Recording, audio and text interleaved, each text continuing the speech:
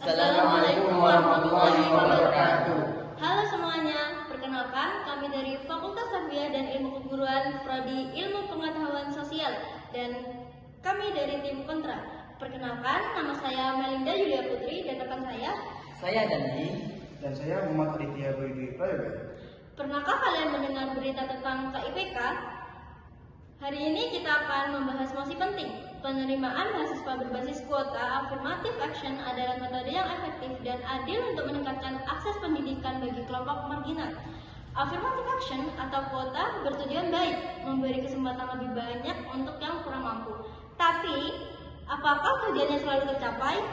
Pikirkan tentang KIPK. Seharusnya ini membantu mahasiswa kesulitan biaya. Tapi, pernahkah kalian mendengar cerita tentang mereka yang sebenarnya mampu justru mendapatkan KIPK, sementara teman mereka yang lebih membutuhkan bantuan seringkali tidak sampai ke tangan yang tepat. Mereka yang berhak malah terpinggirkan. Penerima kuota sering dicap negatif.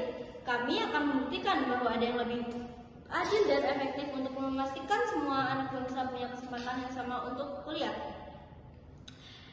Kali ini kita akan memaparkan mosi kita terlebih dahulu dari baik. Saya dan sebagai pemateri pertama sangat tidak setuju dengan penerimaan mahasiswa baru yang berbasis kuota ini atau yang dimaksud dengan affirmative action. Nah, masalahnya penyalahgunaan KIP muncul ketika fasilitas yang seharusnya diberikan kepada mahasiswa yang benar-benar membutuhkan beasiswa KIP ini justru disalahgunakan.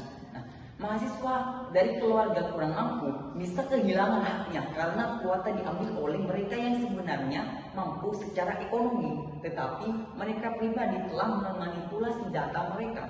Nah, jika ada oknum, masalahnya menyalahgunakan sistem, misalnya memakai data palsu ataupun kondisi tertentu, mahasiswa lain yang mendaftar juga itu secara jujur akan tersisih. Nah, proses ini menciptakan diskriminasi berdasarkan akses ke jalur belakang, bukan kebutuhan nyata. Nah, penyalahgunaannya bisa menimbulkan bahwa semua penerima KIP itu pura-pura miskin, bisa dikatakan begitu. Nah, akibatnya mengapa mahasiswa, kalau penyalahgunaan bisa menimbulkan anggapan bahwa seperti penerima KIP itu pura-pura miskin semua, maka akibatnya itu mahasiswa yang penerima KIP yang benar-benar membutuhkan diskriminasi sosial itu akan tersingkirkan atau bahkan dari pihak kampus sendiri. Nah, terus jika KIPK jatuh kepada mahasiswa yang tidak tepat sasaran atau intinya salah sasaran, maka bantuan tidak akan berdampak pada peningkatan kesejahteraan pendidik.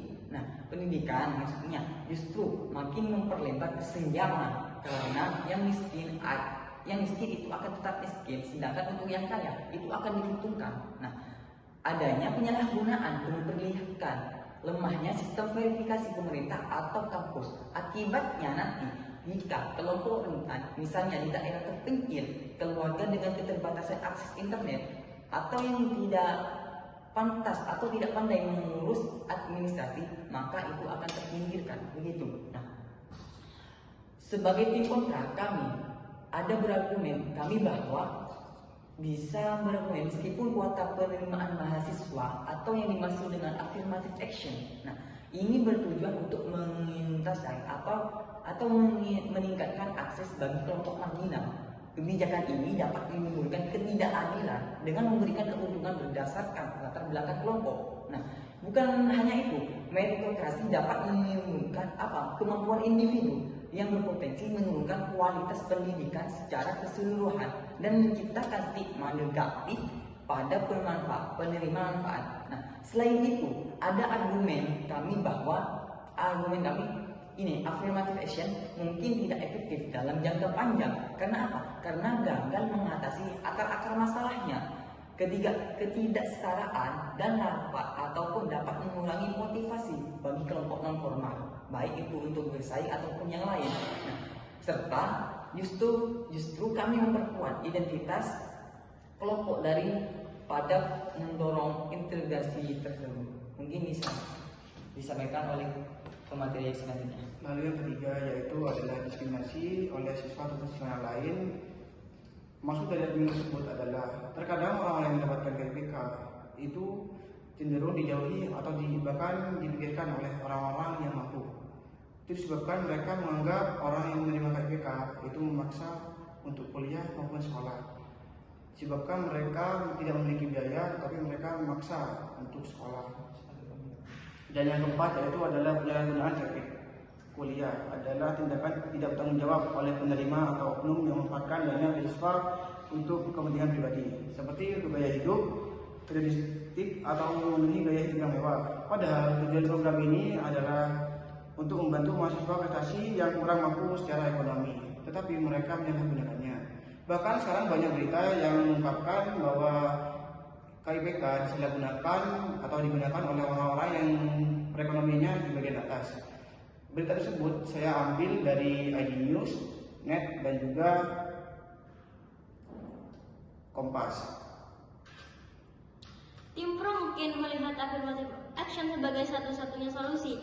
Namun, kami percaya ada cara yang lebih adil meningkatkan kualitas pendidikan, beasiswa tepat sasaran, dan program mentoring. Kami tidak menolak pentingnya membantu kelompok marginal, tapi kami menolak solusi yang cacat. Mari cari solusi yang lebih adil dan efektif untuk semua anak bangsa. Dengan demikian, tim kontra tetap menolak penerimaan mahasiswa berbasis kuota. Ada cara yang lebih baik dan kita harus mencarinya. Wassalamualaikum warahmatullahi wabarakatuh.